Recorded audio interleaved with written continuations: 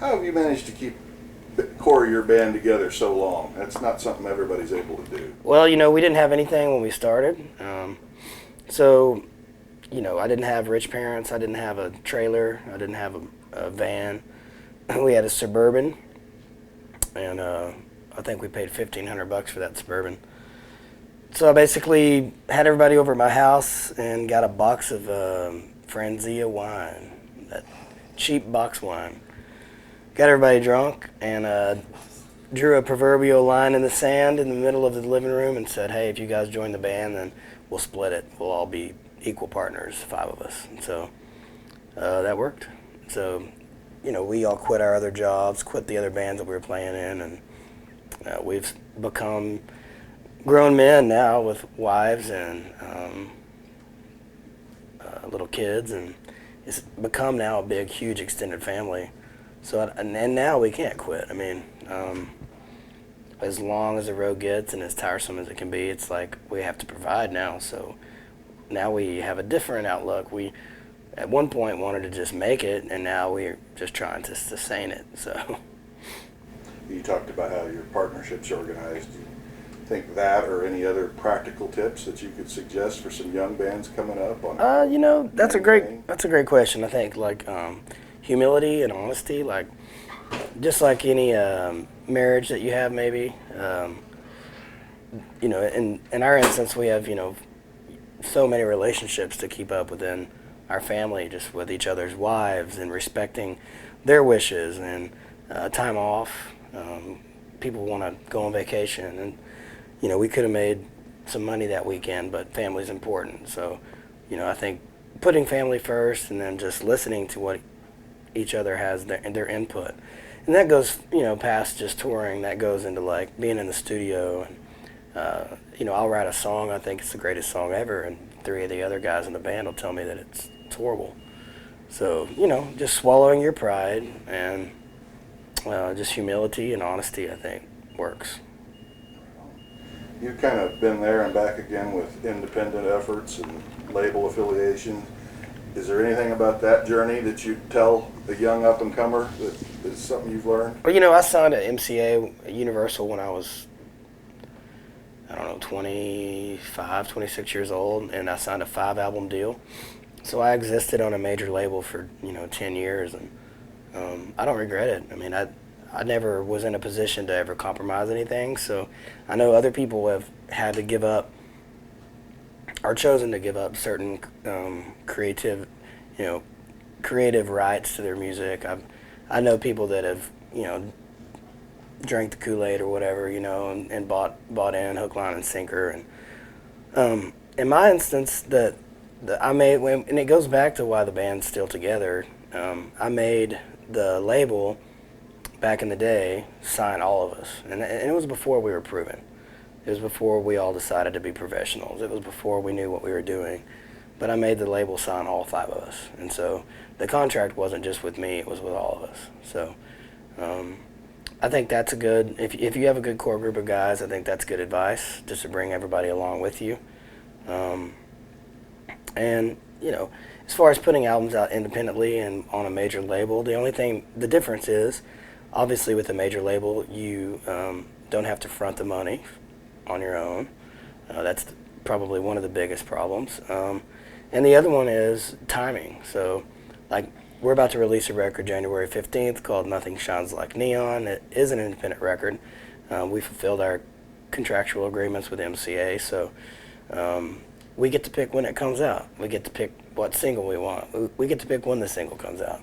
We get to pick what publicist works the single and who works their album. And we get to pick what markets we want to play. And there's just a little bit more freedom, I guess, when you do it on your own than when you do it with, with a major label. So, but my time on MCA, Mercury, Nashville, Universal Music, it was wonderful. I mean, I developed in markets outside of Texas. I was able to fulfill my life goal, which is to make records for a living and play music for a living. So, I have no beef with Nashville. I think it's a great launching pad for lots of people that do it differently than we did it, and there's nothing wrong with that. We've always been based on the tour and selling tickets and putting butts in seats and selling T-shirts. I mean, that's how we make a living. That's how our kids will go to college one day. So the machine in Nashville is different, but that doesn't necessarily mean it's wrong, and it works for a lot of people. So. Well, you mentioned the upcoming album. I want to ask you about upcoming projects. Tell me the name of the album again. Nothing Shines Like Neon. And that's a lyric from my mentor, the late Kent Finley, who gave me my first ever gig at Cheatham Street Warehouse. It's a song he wrote called Tennessee Whiskey and Texas Swing. It's a verse in his song. And he died the night before we went into the studio to record this album. I'd actually been by to see him a few times before he passed, and I'd always had a great relationship with him and had a great relationship with him until the end. And so we were very fired up. He had been sick for a long time, and so his passing wasn't anything that shocked any of us.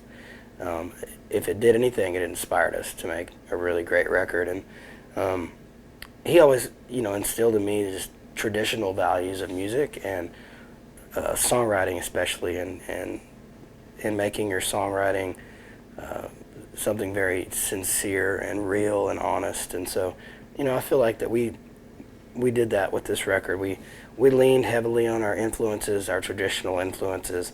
The album is probably far more country than the last record, and that's a thing that we did on purpose. We wanted to be like the music that we grew up listening to, and we're at a spot now in our careers where it's like you can make whatever record you want. So, we made the record that we could all stand up there and sing every night, which is what we do, once again, for a living, is play shows. So. All the years kind of blend together for me. I'm sure it's very true for you. One of the first times I actually got to see you play was Kansas City with Wade during, it was the night your trailer got stuck in the snow. Davies Uptown. Yeah, Davies Uptown Ramblers Club, exactly. That just makes me think of, you've got future plans for working with Wade? I know how that project was. It seemed like maybe you had I'm kind of tired of Wade right now. We just wrapped up a whole Hold My Beer tour. We did about 25 shows together this summer, and between playing those shows and playing full band gigs, my ass is wore out. But in November, actually, we have to see each other again. We're taking both bands to the East Coast.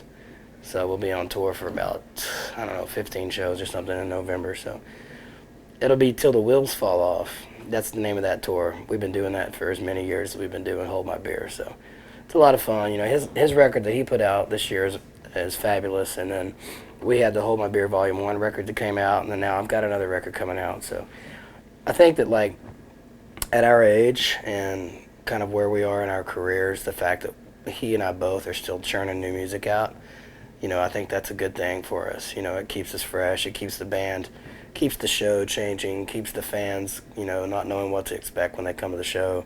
Half the time we'll be on stage together, and it's a mix of the two bands. It's just this one big, happy party. Couldn't tell you what it was, but somehow I got the impression that you might have already had some stuff in the can that just wasn't used from that first disc with him. Is that the case? Or? Well, we both written so many songs together through the years, and obviously he and I both wrote songs a piece, separately for our own projects with our bands. And so, we sifted through probably 500 songs for this record, and we'll probably do that again.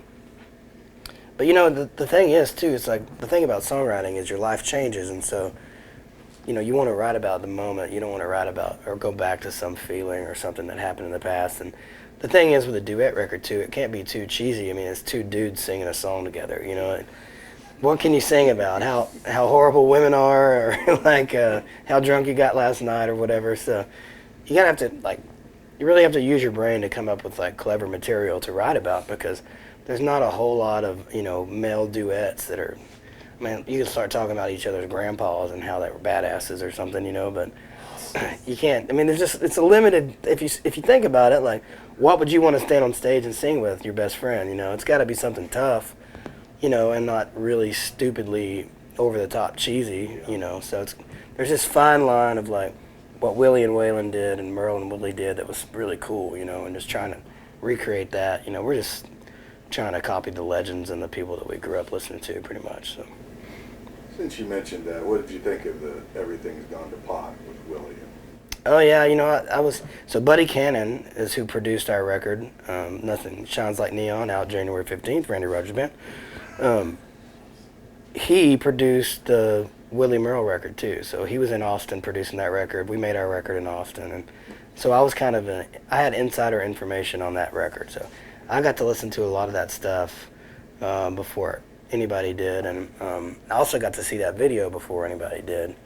I got to see all the outtakes from that video. It's all gone to pot, and let me tell you, it's pretty damn funny. So I actually have a Merle Haggard tattoo here on my guitar.